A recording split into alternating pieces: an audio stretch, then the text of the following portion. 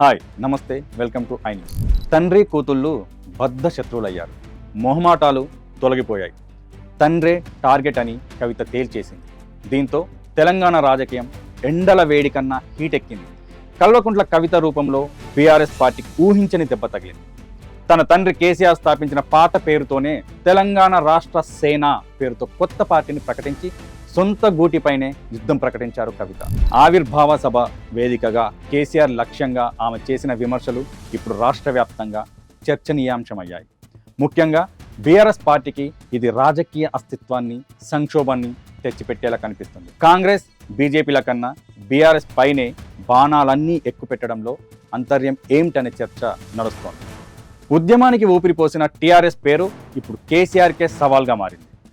జాతీయ రాజకీయాల కోసం బీఆర్ఎస్గా పేరు మార్చుకున్న కేసీఆర్ నిర్ణయం తప్పని నిరూపించేలా కవిత మళ్ళీ అదే సెంటిమెంట్ పేరుతో రంగంలోకి దిగారు. మేడ్చల్ వేదికగా జరిగిన సభలో కవిత మాట్లాడిన ప్రతి మాట ఒక తూటాల కేసీఆర్ వైపు దూసుకెళ్ళింది.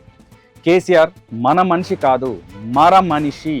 కవిత చేసిన విమర్శలు అత్యంత పదునైన పదం ఇది. కేసీఆర్ వ్యక్తిత్వంపై చేసిన వ్యాఖ్య. ఒకప్పుడు ప్రజల కష్టాల కోసం పరిగెత్తే కేసీఆర్ ఇప్పుడు మన మనిషి కాదు, ఆయనో మర మనిషి అంటూ ఆమె చేసిన వ్యాఖ్య కేసీఆర్ రాజకీయ ప్రతిష్టను తీవ్రంగా దెబ్బతీసే అవకాశం ఉంది.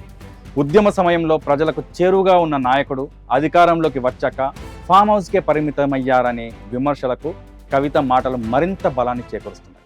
ఆనాటి కేసీఆర్ వేరు, ఇప్పటి కేసీఆర్ వేరు.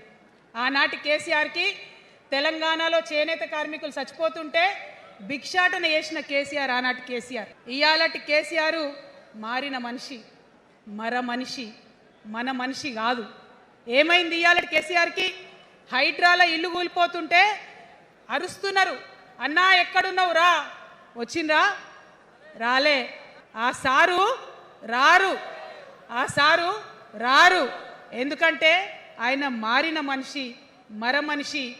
ఉద్యమ ద్రోహులకే అందలం ఉద్యమకారుల ఆవేదనను కవిత అస్త్రంగా మార్చుకున్నారు. 10 ఏళ్ల పాలనలో ఉద్యమకారులను విస్మరించి ఉద్యమ ద్రోహులను అందలం ఎక్కించారనే ఆమె చేసిన ఆరోపణ బీఆర్ఎస్ శ్రేణుల్లో ఉన్న అసంతృప్తిని మరింత రాజేసేలా ఉంది.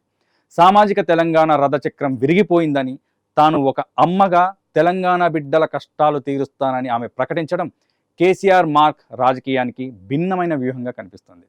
తెలంగాణ బిడ్డలందరికీ ఒక అమ్మగా పరిణితి చెందాలనుకుంటున్నా.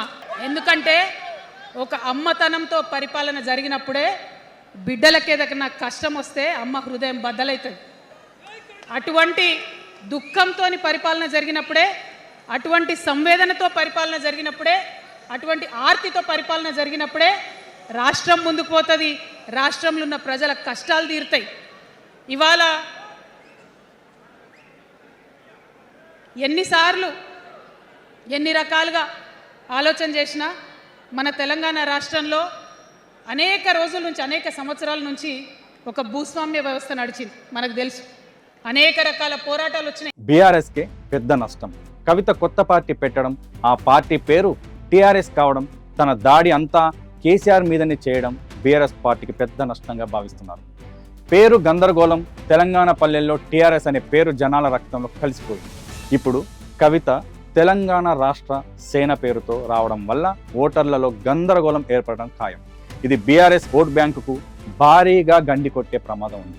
బయటి వ్యక్తులు విమర్శించడం వేరు, ఇంట్లోని వ్యక్తే, అది కూడా ఉద్యమంలో కీలక పాత్ర పోషించిన కవిత స్వయంగా తండ్రి పాలనను తప్పుపట్టడం కేసీఆర్ ఇమేజ్ను డ్యామేజ్ చేస్తుంది. బీఆర్ఎస్లో అసంతృప్తిగా ఉన్న నేతలకు, ఉద్యమకారులకు ఇప్పుడు కవిత పార్టీ ఒక ప్రత్యామ్నాయ వేదికగా మారే అవకాశం ఉంది. ఇది కాంగ్రెస్ కన్నా బీఆర్ఎస్కే ఎక్కువ నష్టం చేకూరుస్తుంది. కేసీఆర్ వదిలేసిన తెలంగాణ సెంటిమెంటును, టీఆర్ఎస్ పేరును కవిత అందిపుచ్చుకున్నారు. కవిత లేవనెత్తిన పాంచజన్యం 5 హామీలు ప్రజల్లోకి ఎంతవరకు వెళ్తాయో చూడాలి. కానీ ఈ పరిణామం మాత్రం బీఆర్ఎస్ పార్టీకి ఒక అగ్ని పరీక్ష అని చెప్పాలి. కల్వకుంట్ల కవిత తన కొత్త పార్టీ తెలంగాణ రాష్ట్ర సేన ఆవిర్భావ సభలో తన తండ్రి కేసీఆర్ బీఆర్ఎస్ పార్టీని తీవ్ర స్థాయిలో టార్గెట్ చేయడం వెనుక బలమైన రాజకీయ వ్యూహం కనిపిస్తుంది. కవిత వ్యూహం ఏంటి? కవిత ప్రధాన వ్యూహం తెలంగాణ ఆత్మగౌరవం, సెంటిమెంట్ను తిరిగి సొంతం చేసుకోవడం. కేసీఆర్ పార్టీ పేరును బీఆర్ఎస్గా మార్చడంతో తెలంగాణ ప్రజల్లో కలిగిన అసంతృప్తిని తన వైపు తిప్పుకోవాలని ఆమె చూస్తున్నారు. తండ్రిని విమర్శించడం ద్వారా తాను ఒక స్వతంత్ర నాయకురాలినని, ప్రజల పక్షాన నిలబడడానికి కుటుంబ బంధాలను కూడా పక్కన పెట్టగలనని ఓటర్లకు సంకేతం పంపడమే ఆమె వ్యూహంలో భాగం. కేసీఆర్ బీఆర్ఎస్ను విమర్శించడానికి 5 ప్రధాన కారణాలున్నాయి. 1. తెలంగాణ అస్తిత్వం. కేసీఆర్ జాతీయ రాజకీయాల కోసం పార్టీ పేరును బీఆర్ఎస్గా మార్చడం వల్ల తెలంగాణ అనే పదం పార్టీ నుంచి దూరమైంది. కవిత తిరిగి పాత పేరు టీఆర్ఎస్ను వాడటం ద్వారా కేసీఆర్ తెలంగాణను వదిలేశారని, తాను మాత్రమే తెలంగాణ ఆత్మను కాపాడగలనని నిరూపించాలనుకుంటున్నారు. ఇక 2వది, ఉద్యమకారుల ఆవేదన. ఉద్యమ సమయంలో వెన్నంటి ఉన్న వారిని కేసీఆర్ పక్కన పెట్టి ఉద్యమ ద్రోహులను అందలం ఎక్కించారనే విమర్శ తెలంగాణ సమాజంలో బలంగా ఉంది. ఈ పాయింట్ను టార్గెట్ చేయడం ద్వారా ఉద్యమకారుల మద్దతు కూడగట్టడం ఆమె లక్ష్యం. ఇక 3వది, ప్రజలకు దూరమైన నాయకత్వం.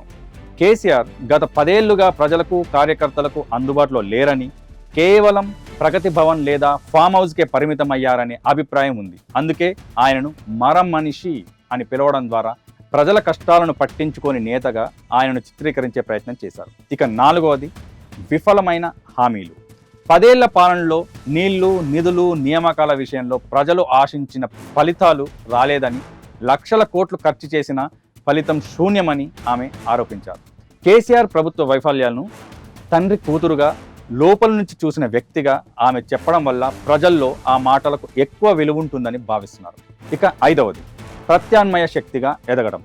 ప్రస్తుతం కాంగ్రెస్ అధికారంలో ఉంది, బీఆర్ఎస్ ప్రధాన ప్రతిపక్షంగా ఉంది. అయితే బీఆర్ఎస్ బలహీనపడుతున్న తరుణంలో ఆ ఖాళీని భర్తీ చేయడానికే తాను సరైన ప్రత్యామ్నాయాన్ని కవిత భావిస్తున్నారు. కేసీఆర్ను విమర్శించకుండా బీఆర్ఎస్ ఓటు బ్యాంకును ఆమె చీల్చలేరు.